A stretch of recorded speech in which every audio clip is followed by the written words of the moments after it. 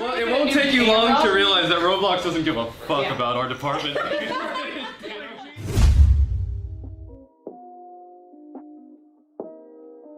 Roblox was once a simple, niche online gaming website in the mid-2000s. Today, it's an enormous platform that regularly draws over 150,000 players a month, right up there with juggernaut titles like League of Legends and World of Warcraft. It has nearly doubled its player base in just the past 3 years, and Roblox has always prided itself on its accessibility, marketing itself to young children, teenagers, and programmers alike. The COVID-19 pandemic has definitely accelerated Roblox's growth, and as the game continues to expand far beyond its original reach, there comes more and more players who were not even born when Roblox was first founded. One incident in 2014 stands out as an event that changed the Roblox history books forever. This is the story of the Roblox charity livestream, the hidden disputes behind the scenes, and what happened after one of the most popular administrators accidentally exposed his own company and colleagues and abused his administrative powers.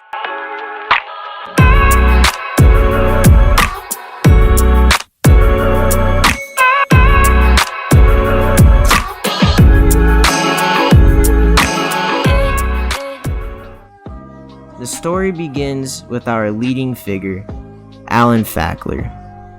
Now, Fackler graduated college in 2008 and he became a print journalist for the Bay Area News Group. He published in the Oakland Tribune, the San Mateo Times, and the Contra Costa Times.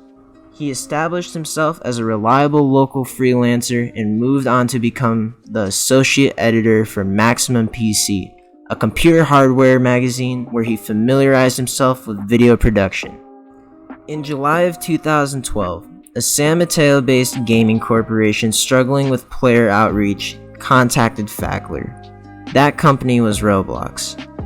Though originally hired as the head writer for the Roblox blog team, Fackler ended up working in various facets of social media. He contributed to the Roblox Facebook and Twitter pages, and his experience as a journalist helped him renovate the site, as he went on to write nearly every blog post until his eventual departure. For years, Roblox had attempted to expand its player base through local newspapers and journals with little success. In 2011, it hosted its first in-person convention titled Roblox Rally. In 2013, it hosted BloxCon, a touring convention that began in San Mateo before making pit stops in Chicago, London, and New York.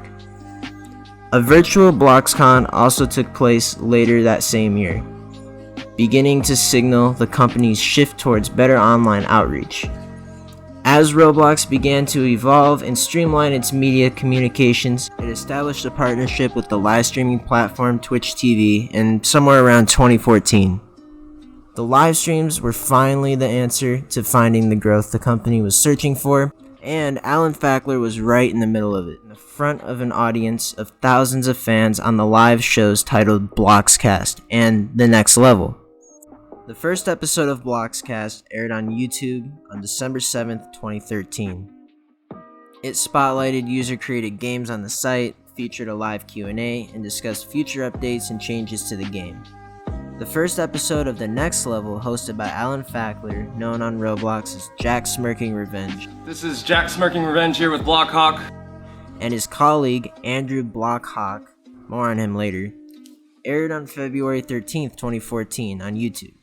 The weekly program included a popular guest from the community to talk about their experiences on the site for roughly an hour, and the streams were a major hit and Roblox was entering its early stages of popularizing the mainstream. On October 24th, 2014, Roblox planned a special charity live stream for the Extra Life fundraiser. The main premise of the event was to stream for 24 straight hours in order to raise money from donations for the Children's Miracle Network hospitals. The stream was going relatively smoothly, but as the clock hit midnight, disaster struck. As the stream returned from commercial break, the camera remained black, seemingly signifying that the stream was off. Unbeknownst to the admins at the time, which included Alan Fackler, their microphones were still hot, and what came next would change Roblox forever.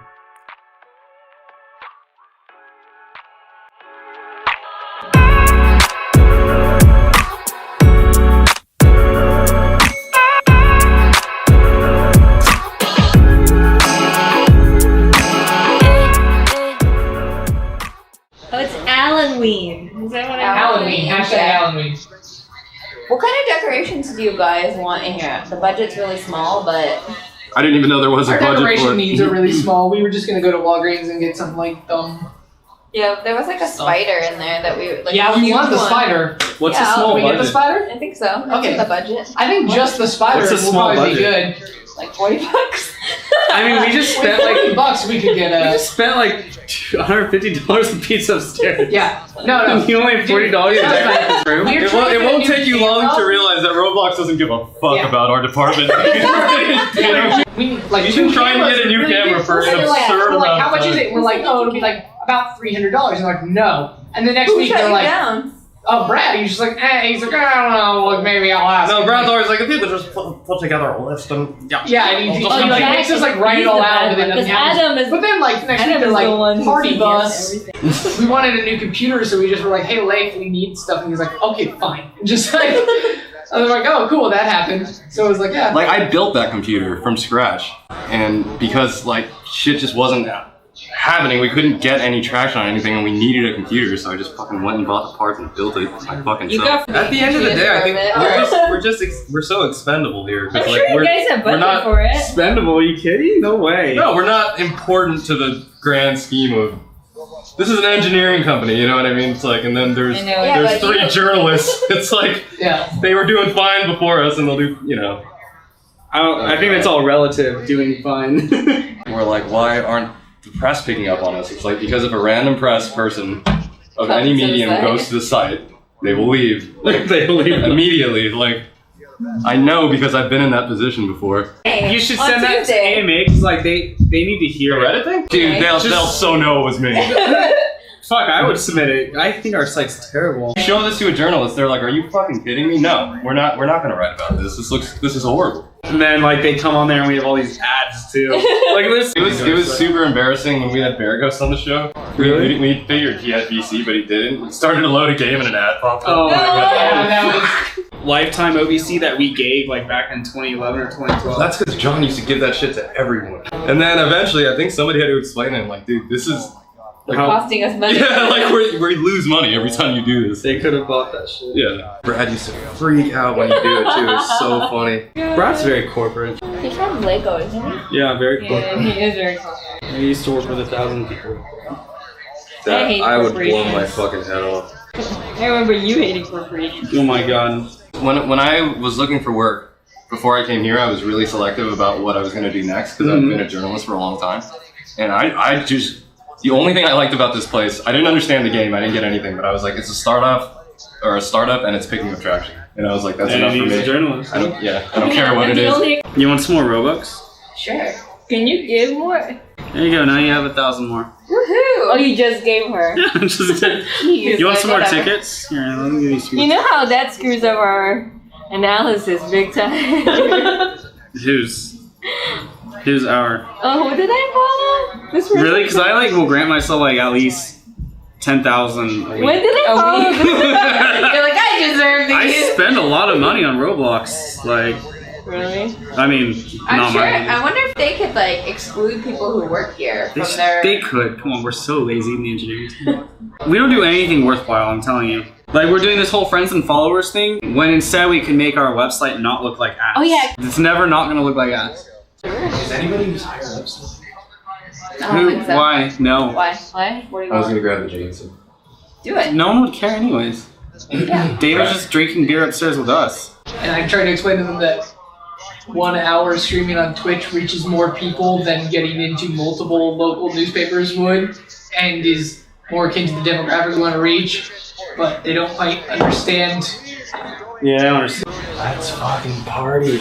Did you? That's hilarious. Like, We've dropped like 68 viewers now.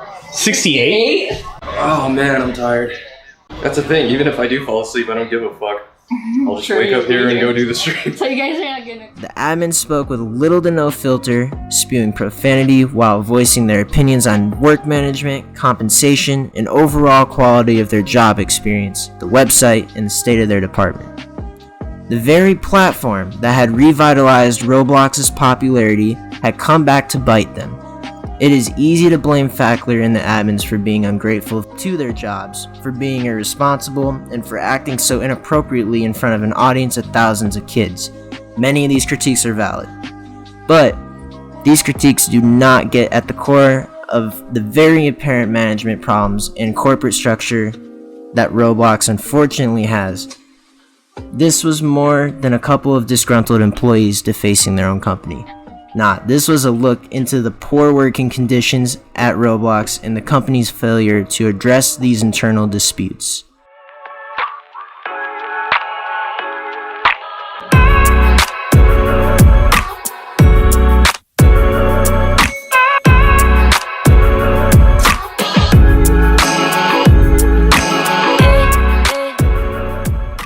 In the aftermath of the incident, a mysterious Roblox user named Mr. Rowe spread news of the event on a Twitter account called Roblox Secrets. He also made a video titled Roblox Goes on a Twitch Rampage, which featured a sin counter each time the admin said something inappropriate. Roblox later filed a copyright claim on the video in order to remove it. The huge traction the tweets in the video got certainly did not help the admin's causes, as 3 of them, BitShift, Snowblocks, and JacksSmirkingRevenge, were fired. However, Blockhawk, who also was a part of the incident to a lesser degree, did not get fired. Instead, he hosted an awkward livestream interview with David Baszucki, the CEO of Roblox, 4 days later, who revealed the extent of the admin's terminations and repeated some platitudes the company stands by. And I think framing the Roblox values... Roblox has core values. Yeah, like you treat your fucking workers and shed light shit. on that.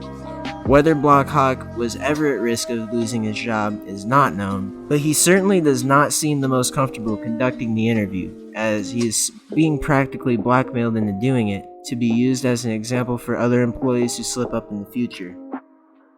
Now, Roblox has streamed 2 years ago. Needless to say, the streams are not what they used to be.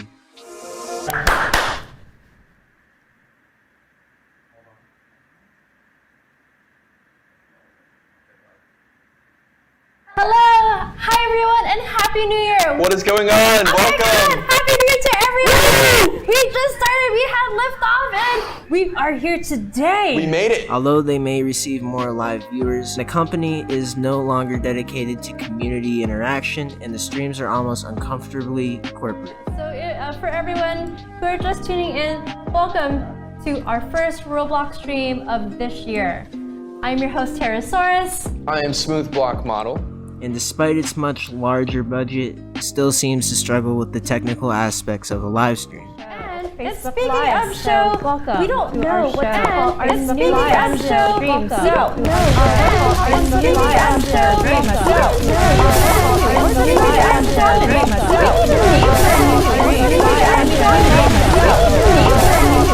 So, was Alan Fackler fired for using profanity in front of an audience consisting largely of children?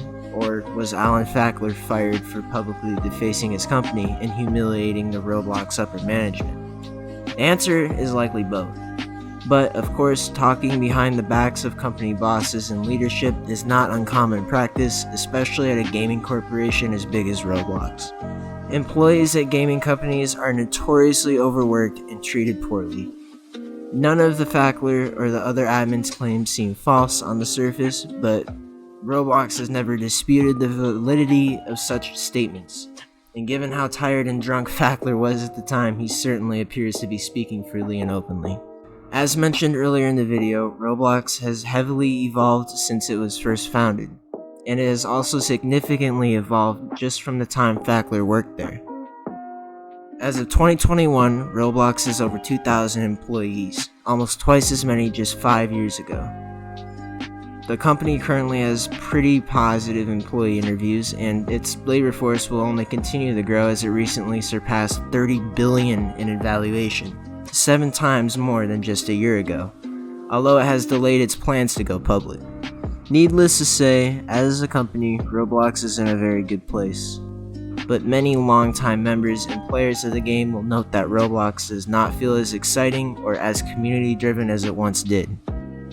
And something also feels deeply wrong about Alan. and the other admins who helped get the game to where it is today through their friendly personalities on air, community interaction, and skilled social media and PR, being let go in such a sour way.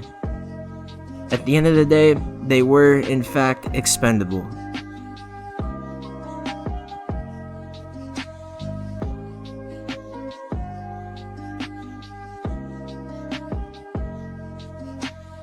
Brad Justice, one of the main people name dropped by the admins, left the company the same month of the incident and currently works at Riot Games. John Charletsky, who was also mentioned during the stream, now has his own self-titled hedge fund. He still occasionally works at the company and is married to a current admin on the site. Andrew Hawk, or Hack, left Roblox in 2015 and has since pursued his passions as a musical and audio engineer. And our leading figure, Alan, has continued his talents as a writer and a journalist. He worked for IGN from 2017 to 2018 and currently works as a technical writer for Google and Android. He briefly began tweeting about the company again in 2017, but has since abandoned the account. He does not have a public social media footprint otherwise. They say everything in life has a purpose. And maybe, just maybe, Alan Fackler accidentally exposing and roasting his company live on air gave Roblox the wake-up call it needed, and allowed Fackler to pursue much better job opportunities. Perhaps Alan Fackler was the martyr that helped save Roblox.